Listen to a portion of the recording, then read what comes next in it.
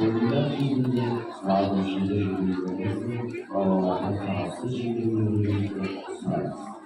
Doğru konuşmaktan gizli, sağlayan tek programların istirahatına sorma, uğrar. Bunlar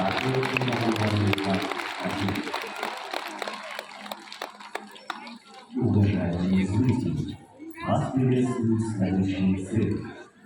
После третьего звонка зрители зал пришли в второй этаж.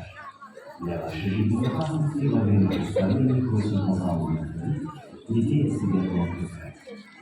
Выйти из зрительного зала во время представления можно только через верхние проходы. Спасибо за внимание.